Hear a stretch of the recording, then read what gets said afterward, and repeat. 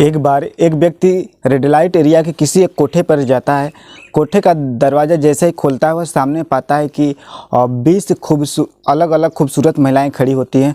उन 20 महिलाओं में से उसे किसी एक महिला का चुनाव करने का आज़ादी होती है। जैसे ही वह आगे बढ़ता है, महिलाओं की तरफ देखता है तो देखते जाता है महिलाओं को। जैसे ही उसकी नज़र एक महिला पर पड़ती है तो उस महिला की नज़र नीचे झुक जाती है। उस महिला की झुकी हुई नज़र को देखकर ऐसा लग रहा था कि मानो यह चेहरा जाना पहचाना हो, पर उसके कपड़े, उसके पहनावे को देखकर ऐसा लग रहा था जैसे कि इससे पहले इसको कभी इस ऐसे कपड़ों में नहीं देखा था। वह व्यक्ति उसी महिला का चयन करता है और एक कमरे के अंदर ले जाता है। जब बातचीत करता है तो पता चलता है कि वह महिला कोई और नहीं बल्कि वह महिला उसी व्यक्ति की धर्म पत्नी है, उसी की बीवी होती है। अपने ही बीवी को उस रेड लाइट एरिया के कोठे पर देखने के बाद वाकई में उस व्यक्ति के पैरों तले ज़मीन खिसक जाती है। वह सोचने पर मजबूर हो जाता है कि आखिर करे तो क्या करें। आखिरकार ये पहुंची तो पहुंची यहाँ तक कैसे। बहुत सारे सवाल थे। वह व्यक्ति इन सारे सवालों का जवाब जानने की कोशिश में था। उन सवालों का जवाब सुनने के बाद वह व्यक्ति ऐसा कदम उठाता है जिसे सुनने के बाद आप भी उस व्यक्ति को सैल्यूट करने पर मजबूर हो जाएंगे। क्योंकि किसी भी महिला से कोई भी गलती हो, चाहे छोटी गलती हो या बड़ी गलती हो, अनजाने में हुई हो या जान के हुई, लेकिन वह गलती कभी माफ़ नहीं किया जा सकता है। बल्कि पुरुषों की गलती को कई बार नज़रअंदाज कर दिया जाता है। मगर इस व्यक्ति ने उस महिला के तमाम गलतियों को नज़रअंदाज करते हुए जो कदम उठाया था, वाकई में सैल्यूट करने लायक कदम उठाया था। नमस्कार, मैं सूरज राज। आज की जो सच्ची घटना बताने जा रहा हूँ, यह सच्ची घटना है कर्नाटक प्रदेश की राजधानी बेंगलुरु की। दरअसल एक व्यक्ति जिसका नाम साहिल होता है, वह बेंगलुरु शहर का रहने वाला है। वह एक मल्टीनेशनल कंपनी में काम करता था। एक बार उसकी जो मल्टीनेशनल कंपनी होती है उसको असाइनमेंट के लिए मुंबई बुला लेती है। मल्टीनेशनल कंपनी ने उसको मुंबई बुला लेती है, मगर वह जो व्यक्ति होता है साहिल, उसकी 2-3 महीने पहले शादी हुई होती है। वह अपनी बीवी को छोड़कर मुंबई नहीं जाना चाहता था, मगर उसके कंपनी का सवाल था, इसलिए उसको मुंबई जाना पड़ता है। वह व्यक्ति मुंबई पहुंच जाता है। मुंबई पहुंचने के बाद 1-2 हफ्ते काम करता है। फिर एक दिन अपने बीवी को फ़ोन करता है अपनी बीवी से कहता है, क्या तुम भी मुंबई घूमना चाहोगी? जैसे ही उसकी बीवी यह बात सुनती है, वह खुशी से झूम उठती है। वह अपने पति से कहती है कि मेरा तो बचपन से ही सपना है मुंबई देखने का, क्योंकि अभी तक मुंबई टीवी और सीरियलों में ही देखा है। सामने से देखूंगी तो कितना अच्छा लगेगा। जब वह व्यक्ति अपनी पत्नी से इस तरह की बातें सुनता है तो वह कहता है कि परेशान होने की कोई बात नहीं है, मैं तुम्हारा रिजर्वेशन करा दे रहा हूँ। तुम बेंगलुरु से ट्रेन पकड़कर सीधे मुंबई आ जाना, मैं तुम्हारा वहीं पर इंतज़ार करूँगा।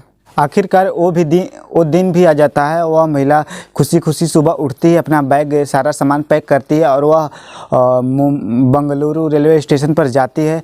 वहाँ पर उसकी जो रिजर्वेशन जिस ट्रेन की होती है वह ट्रेन आती है। उस महिला का जिस सीट पर, जिस बोगी में रिजर्वेशन होता है, वह उस बोगी में जाकर अपनी सीट पर बैठ जाती है। वह ट्रेन में बैठने के कुछ ही समय बाद वह अपने सास ससुर को फ़ोन करती है और कहती है, मम्मी पापा, मैं ट्रेन में बैठ चुकी हूँ और लगभग बेंगलुरु से मुंबई का सफ़र 1000 किलोमीटर का है, जो कि 15-16 घंटे बाद मैं साहिल के पास पहुँच जाऊँगी। उसके बाद वह महिला दूसरा फ़ोन अपने पति साहिल को करती है और कहती है कि जी मैं अपनी ट्रेन में बैठ चुकी हूँ, कुछ ही घंटों में आपके पास आ जाऊँगी, आप ज़्यादा परेशान मत होना। साहिल कहता है, परेशान मैं नहीं, तुम मत होना, ज़्यादा घबराने की कोशिश नहीं है। और कोई व्यक्ति अगर ट्रेन में कुछ खाने पीने की देता है तो उससे लेकर खाने पीने मत लगना और अपने सफ़र पर ध्यान देना। इस तरह की बातें साहिल समझाने लगता है। अब यह ट्रेन बेंगलुरु से मुंबई के लिए धीरे धीरे चल देती है, पर जिस बोगी में वह महिला बैठी थी, ठीक उसके सीट के सामने ही 2 व्यक्ति, अनजान व्यक्ति आकर बैठ जाते हैं। वो बिल्कुल एक दूसरे से अनजान होते हैं, मगर धीरे धीरे सफ़र आगे बढ़ता है। वे दोनों अनजान व्यक्ति एक दूसरे का इंट्रोडक्शन लेते हैं, परिचय लेते हैं कि तुम कौन हो, कहाँ से आए हो। इस तरह से दोनों में काफ़ी परिचय हो जाता है और दोनों बातें करते हुए आगे का सफ़र करते हैं। ये महिला किसी से भी बात नहीं कर रही थी। नाम तान्या है। तान्या किसी से भी बात नहीं कर रही थी, अगर बात करती है तो फ़ोन पर अपने सास ससुर से, अपने पति साहिल से। वह बार बार साहिल को फ़ोन करती है और कहती कि मैं यहाँ तक पहुँच चुकी हूँ, और खिड़की से बाहर का नज़ारा देखती है और साहिल को बताती है कि यहाँ का नज़ारा ऐसा है। इस तरह की बातें करते हुए उसका धीरे धीरे सफ़र कटने लगता है। धीरे धीरे ट्रेन आगे बढ़ती है।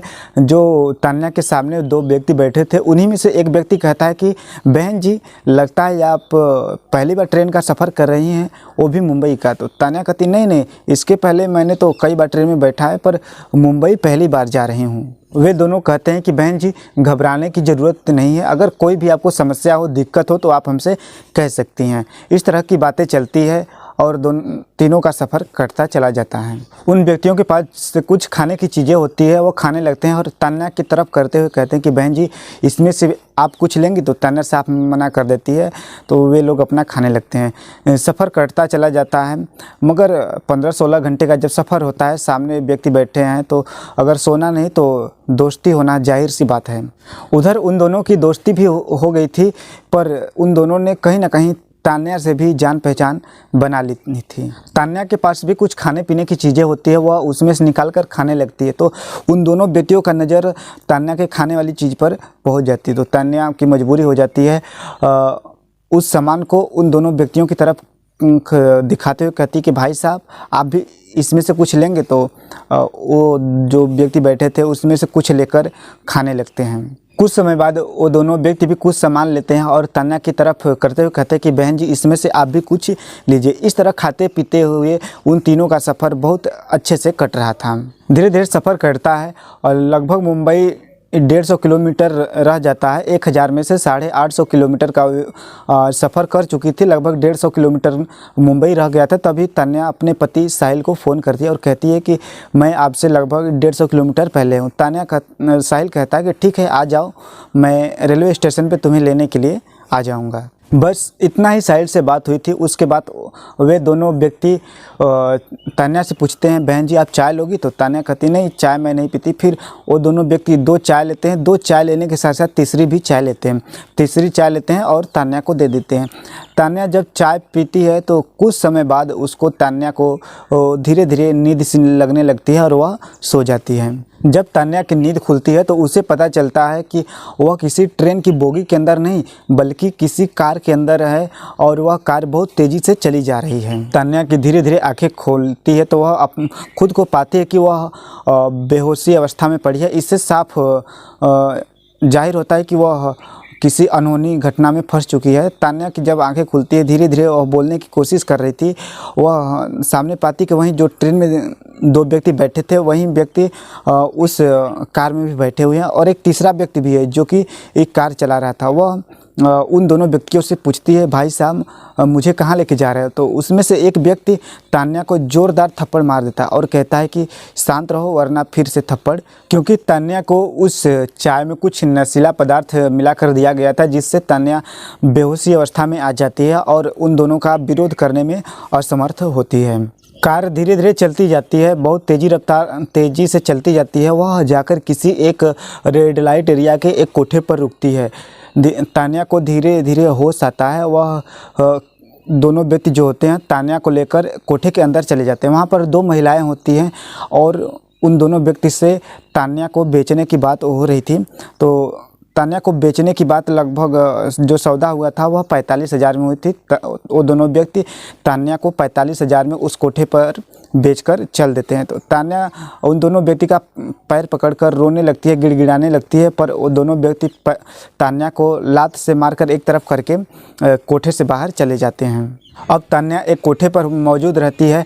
वह सामने पाती है कि पहले से ही कुछ लड़कियां होती हैं और वो लड़कियां कुछ ऐसे कपड़े पहने होती है जिससे देखकर कोई भी पुरुष उनकी तरफ उत्तेजित हो सकता था, आकर्षित हो सकता था। जब तान्या को अच्छी तरह से होश आ जाता है तो वह चीखने लगती है, चिल्लाने लगती है। तो जो कोठे की मालकिन होती है वह तान्या का हाथ पैर बांध कर उसको एक कमरे में बंद कर देती है। वो चीखने ना पाए, चिल्लाने ना पाए, इसलिए उसका मुंह भी बांध दिया जाता है। उधर उसका पति साहिल काफ़ी परेशान हो चुका था कि उसकी पत्नी अभी तक नहीं आई। जब वह फ़ोन लगाता है तो फ़ोन स्विच ऑफ बताता है, तो इस बात की सूचना वह जीआरपी को देता है। फिर अपनी पत्नी की गुमशुदगी का रिपोर्ट दर्ज करवाता है। वह अपनी पत्नी को ढूंढने के लिए तमाम कोशिशें करता है। वह अपनी पत्नी को ढूंढने के लिए बेंगलुरु रेलवे स्टेशन पर जाता है। वहाँ सीसीटीवी कैमरा चेक करवाता है, तो वहाँ देखता है कि वाकई में उसकी पत्नी रेलवे स्टेशन पर आई है और ट्रेन में बैठी है। फिर उसके बाद कहाँ गई इसकी कोई जानकारी नहीं थी। वह अपनी पत्नी को ढूंढने की तमाम कोशिशें कर रहा था। इधर तान्या को कोठे पर टॉर्चर किया जा रहा था, उसको रोज़ मारा जाता था, पीटा जाता था और उसको खाना भी नहीं दिया जाता था। इधर तान्या का धीरे धीरे दिन बीतता जाता है। धीरे धीरे 16वां दिन आ जाता है, तो जो कोठे का मालकिन होती है वो तान्या से कहती है, अगर आज तुम तैयार नहीं हो तो तुम्हारा वो हश्र किया जाएगा जिसका तुमने कभी कल्पना भी नहीं की होगी। कोठे की मालकिन जो वहाँ से पहले लड़कियाँ मौजूद होती हैं उनसे कहती है कि लड़कियों इसको कह दो तैयार हो जाओ। तो लड़कियाँ जाती है, तान्या से कहती है, देखो तुम यहाँ बुरी तरह से फंस चुकी हो, यहाँ से अब तुम्हें निकलने का कोई भी रास्ता नहीं है, इसलिए तुम्हें जो हम लोग कर रही हैं वो तुम्हें भी करना पड़ेगा। अगर तुम यहाँ से तनिक भी भागने की कोशिश की तो तुम्हें मार दिया जाएगा। उन लोगों की बात सुनकर मजबूरी में तान्या भी ऐसे कपड़े पहनती है जिसे देखकर कोई भी पुरुष उसकी तरफ आकर्षित हो सकता था, उत्तेजित हो सकता था।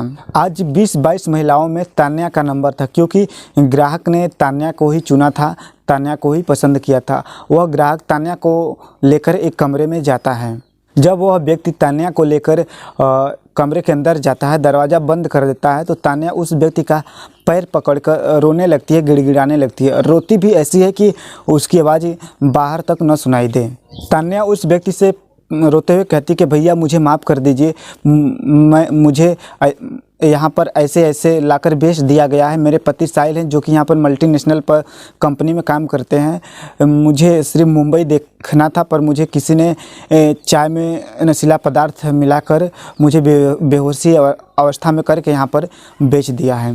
जब वह व्यक्ति तान्या की यह कहानी सुनता है तो हालांकि कोठे पर कोई आने वाला कोई व्यक्ति शरीफ हो ही नहीं सकता, पर वह व्यक्ति इंसानियत दिखाते हुए तान्या से कहता है कि ठीक है, अच्छा बताओ मैं तुम्हारी क्या मदद कर सकता हूँ। जब बात मदद करने की आती है तो तान्या कहती कि तुम मेरे पति से बात करवाओ। तो वह व्यक्ति तान्या के पति को फ़ोन लगाता है। उधर उसका पति जो साहिल होता है वह काफ़ी परेशान हो चुका था, तान्या को खोज कर ढूंढ कर काफ़ी परेशान हो रहा था। वह सोचता था कि वैसे तो तान्या सुबह शाम काफ़ी फ़ोन करती थी, लेकिन अब क्या हुआ कि फ़ोन भी नहीं कर रही है और उसका मोबाइल भी स्विच ऑफ बता रहा है। 16वें दिन जब तान्या अपने पति साहिल को फ़ोन करती है तो वह रोने लगती है। साहिल उसकी आवाज़ सुनता है, कहने लगता है कि कहाँ हो तुम, कैसी हो, कहाँ हो। तो तान्या कहती है कि मुझे नहीं पता कि मैं कहाँ पर हूँ, वो कहाँ पर है, वो किस जगह है।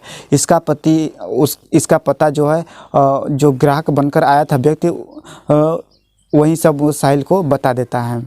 साहिल को जब इसका पता चल जाता है कि वह कहाँ पर है तो वह सोचने पर मजबूर हो जाता है कि आखिर करूँ तो क्या करूँ, बचाऊँ तो इसको कैसे बचाऊँ। वह सोचता है कि अगर मैं पुलिस के पास गया तो वो पुलिस छापा मारेगी तो वे लोग इसको कहीं छिपा देंगे या इसके साथ कुछ नुकसान पहुँचा देंगे, तो इसलिए वह ऐसा कुछ नहीं करता है। वह बजाय पुलिस की मदद लिए बिना वह सीधा जाता है और पहुंच जाता है ग्राहक बनकर ठीक उसी कोठे पर। तब तक वह पहला ग्राहक जा चुका था, वह साहिल जाता है नया ग्राहक बनकर।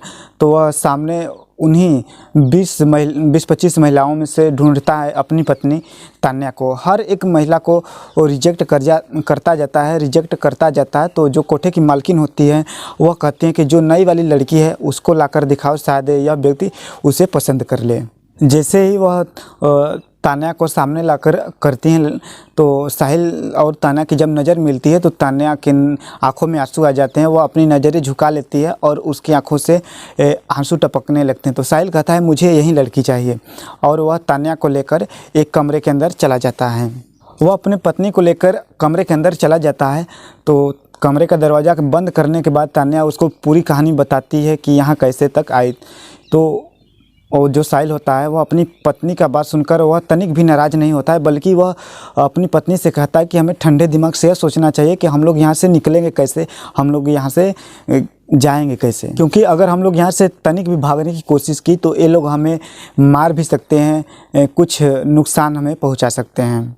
तभी बैठे बैठे साहिल को एक तरकीब सूझती है। वह पुलिस कंट्रोल रूम में पर फ़ोन करके तान्या को गायब होने से आज तक की सारी बात बता देता है और कहता है कि हम लोग फला रेड लाइट एरिया की फला कोठे की इस कमरे में हैं, आप लोग जल्दी से आ जाइए। मुंबई पुलिस भी वाकई में काफ़ी ईमानदारी का काम किया, काफ़ी अच्छा काम किया है। वह भारी पुलिस बल के साथ वह जाती है और उस रेड लाइट एरिया के उसी कोठे पर छापा मारती है। जब वहाँ पर एक एक कमरे की तलाशी ली जाती है तो वहाँ पर एक कमरे में साहिल और तान्या भी मौजूद थे। पुलिस वहाँ से तान्या को छुड़ाती है, न केवल तान्या को छुड़ाती है बल्कि ऐसे लड़कियों को छुड़ाई थी जो कि दलालों के चंगुल में आकर फंस कर वहाँ पर काम कर रही थी। ऐसे भी लड़कियों को वहाँ से सुरक्षित छुड़ा लेती है। तान्या और साहिल को छुड़ाने के बाद पुलिस उन्हें सुरक्षित उनके घर बेंगलुरु भेज देती है। उनको घर भेजने के बाद जो यहाँ के कोठे की मालकिन होती है उन्हें पुलिस गिरफ्तार कर लेती है और साथ ही साथ उन लोगों की मदद से जो वे दोनों दलाल थे जो कि ट्रेन और बसों पर से लड़कियाँ पकड़ कर लाते थे और कोठे पर बेच देते थे, उनको भी गिरफ्तार कर लेती है। दोस्तों, साहिल ने वाकई में बहुत अच्छा काम किया, बहुत नेक काम किया, जो कि वह अपनी पत्नी तान्या को वहाँ उस नर्क की जगह से वापस छुड़ा कर लाया। क्योंकि अगर साहिल की जगह कोई और व्यक्ति होता तो वह अपनी पत्नी की छोटी सी भी गलती पर उसे लांछन लगा सकता था, कह सकता था कि तुम अब यहीं पर रहो, तुम्हें अब मेरी ज़िंदगी में वापस आने की कोई भी ज़रूरत नहीं है। साथ ही जाते जाते मैं आपसे यह कहना चाहूँगा कि आप जब भी कहीं भी सफ़र कर रहे हैं तो किसी अनजान व्यक्ति द्वारा दिया गया कोई भी सामान न खाएँ, नहीं तो आपके साथ भी इस तरह की अनहोनी हो सकती है, घटना भी हो सकती है।